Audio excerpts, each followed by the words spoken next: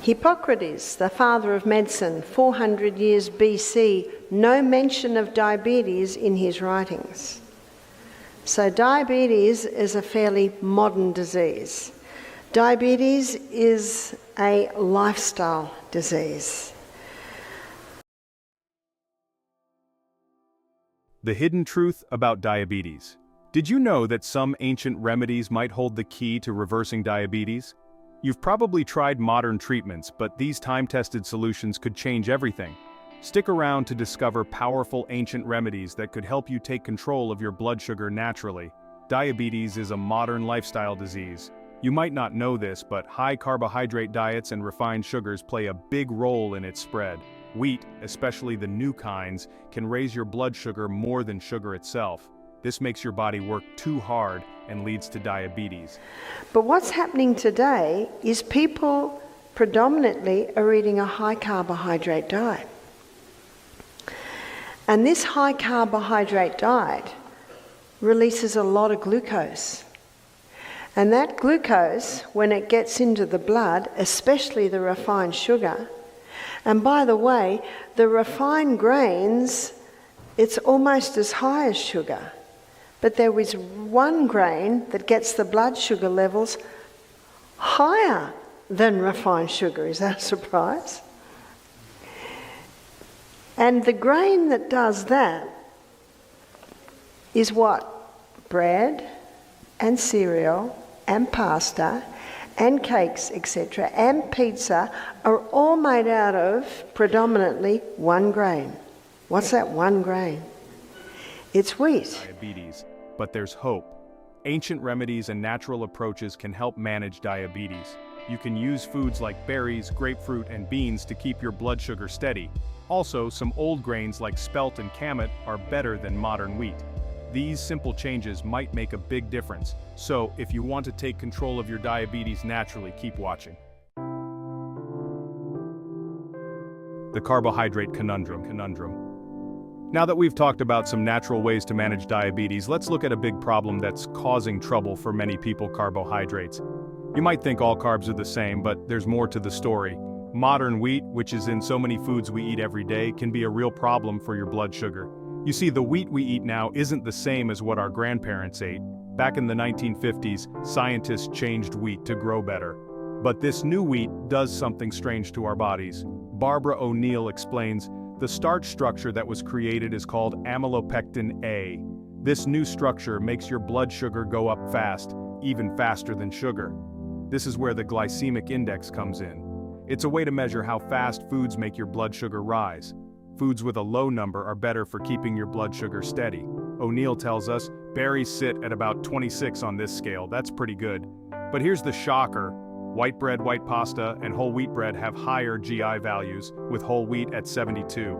That means whole wheat bread, which many think is healthy, can spike your blood sugar almost as much as white bread. When you eat lots of these high glycemic foods, your body has to work overtime. Your pancreas makes insulin to deal with all that sugar in your blood. But over time, this can lead to a problem called insulin resistance. It's like your body gets tired of listening to the insulin. O'Neill describes it this way: the pancreas is just wearing out from always making insulin.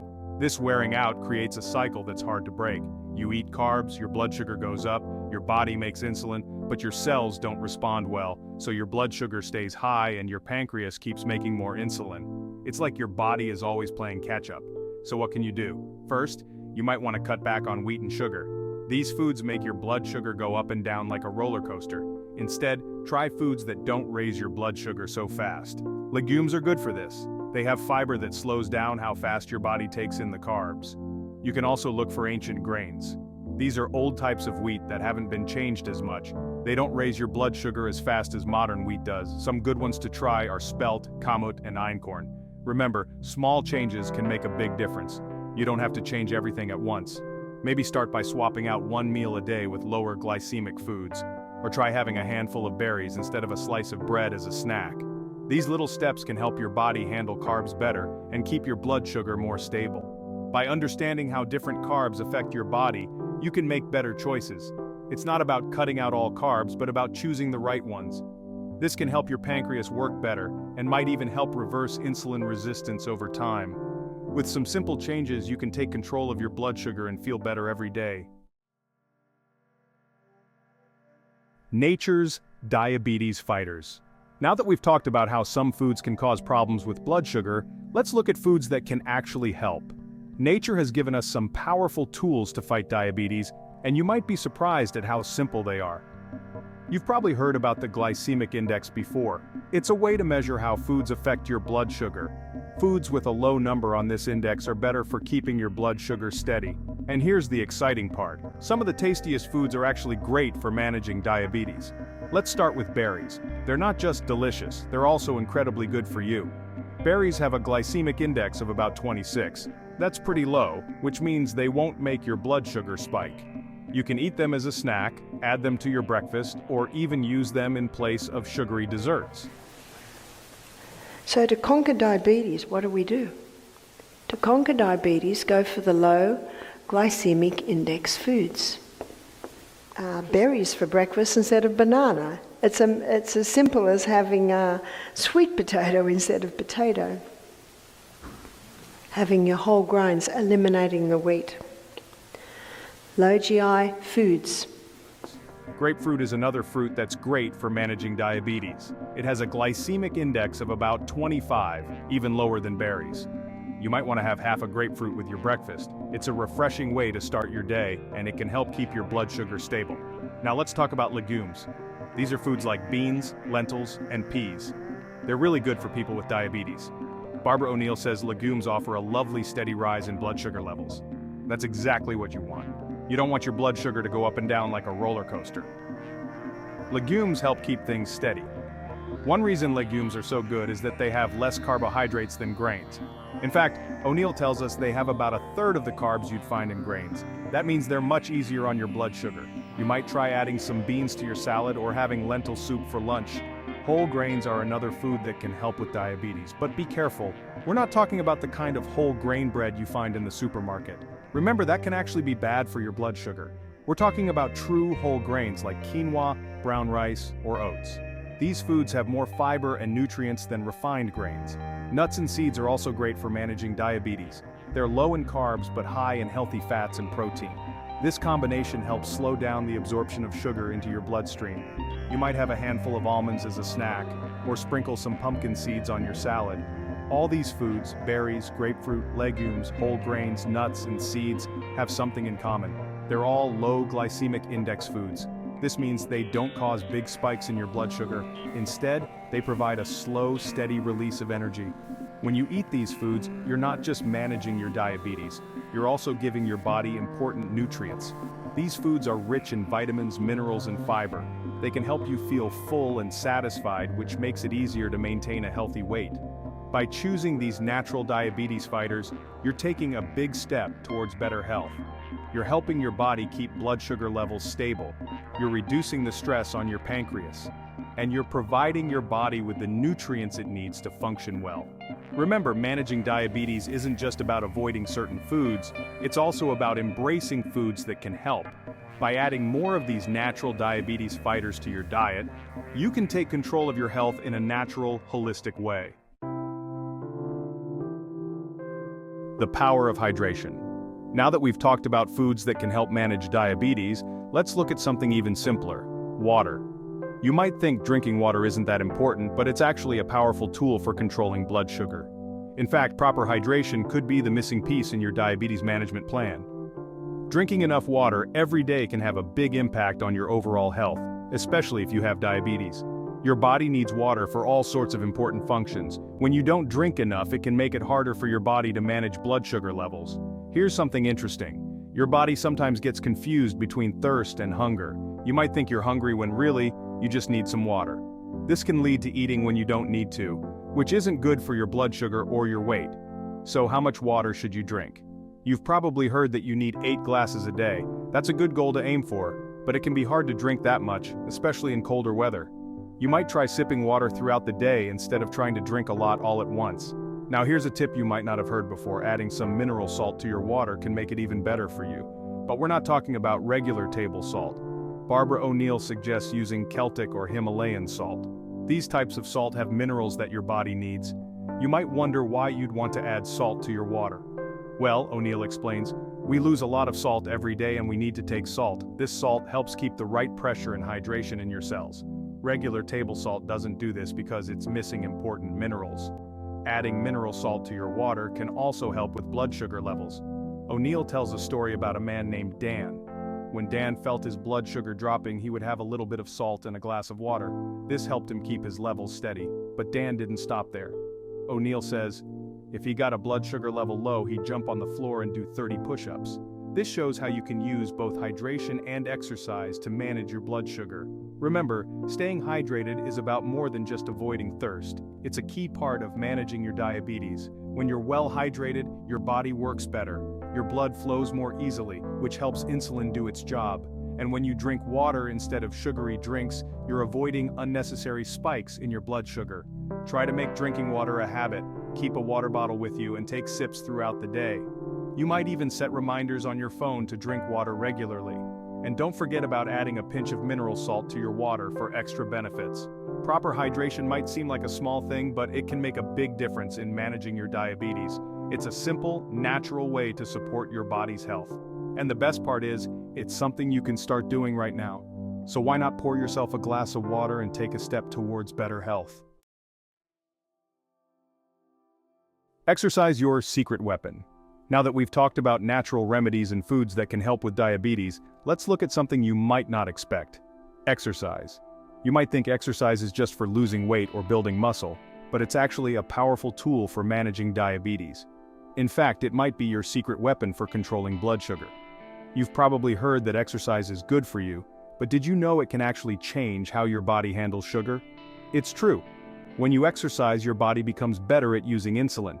This is really important for people with diabetes. Let's talk about a special kind of exercise called high-intensity interval training, or HIIT for short. This type of exercise is very good for people with diabetes. It helps your body use insulin better and can help you control your blood sugar levels. When you do HIIT, you're doing short bursts of intense exercise with rest periods in between. Now you might wonder how exercise helps with diabetes. Well, it's all about how your cells respond to insulin. When you exercise, something interesting happens. Barbara O'Neill explains it this way. What happens is extra insulin receptor sites develop on the membrane around the cell so that it can take more glucose. This means your cells can take in more sugar from your blood, which helps keep your blood sugar levels down. This is really important because many people with diabetes have something called insulin resistance. This means their cells don't respond well to insulin, but exercise can help fix this problem. O'Neill says, before someone develops diabetes, they usually start with insulin resistance. By exercising regularly, you can help your cells become more sensitive to insulin again. But it's not just about long-term changes. Exercise can help lower your blood sugar right away too. When you exercise, your muscles use up sugar for energy. This helps bring down your blood sugar levels. If you have type 2 diabetes, this can be really helpful for managing your condition.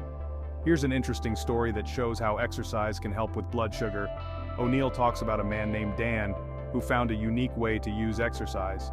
She says, he said the third week if he got a blood sugar level low, he'd jump on the floor and do 30 push-ups. This helped raise his blood sugar levels when they were too low. It's a great example of how you can use exercise to manage your blood sugar in different situations. You don't have to do intense exercise to see benefits. Even moderate activity like walking can help. The important thing is to move your body regularly. You might start with short walks and gradually increase your activity level. If you're interested in trying HIIT, you could start with short bursts of faster walking mixed with your regular pace. Remember, it's always a good idea to talk to your doctor before starting a new exercise program, especially if you have diabetes. They can help you figure out what kind of exercise is best for you and how to do it safely. Exercise isn't just good for your blood sugar, it can also help you maintain a healthy weight, reduce stress, and improve your overall health. These benefits can all help with managing diabetes. Plus, when you exercise regularly, you might find you have more energy and feel better overall. So why not give it a try? Start small if you need to. Even a little bit of exercise can make a difference. You might be surprised at how much better you feel and how much easier it becomes to manage your blood sugar. Exercise really can be your secret weapon in the fight against diabetes. Ancient grains, a modern solution. Now that we've talked about exercise, let's look at something you might not expect to help with diabetes: ancient grains. You've probably eaten wheat bread or pasta, but did you know there are older types of grains that might be better for your blood sugar? These ancient grains could be a modern solution to managing diabetes. When you go to the store, you see lots of breads, cereals, and pastas. Most of these are made from modern wheat, but this wheat isn't the same as what people ate long ago. Scientists changed wheat to grow better, but this new wheat can cause problems for your blood sugar. Barbara O'Neill tells us that all the bread, cereal, pasta, cakes, etc., made from modern hybridized wheat can raise blood sugar levels significantly. This means when you eat these foods, your blood sugar can go up fast. That's not good if you're trying to manage diabetes. But there's good news. There are older types of wheat that haven't been changed as much. These are called ancient grains. Some of these grains are spelt, kamut, and einkorn. O'Neill says these grains are considered to be original or ancient grains that have not undergone the same extensive hybridization as modern wheat. So why are these ancient grains better? It's because they don't affect your blood sugar the same way as modern wheat. O'Neill explains that ancient grains do not have the same glycemic impact as the wheat we usually eat. This means they don't make your blood sugar go up as fast or as high. This is really important if you have diabetes or are trying to avoid getting it.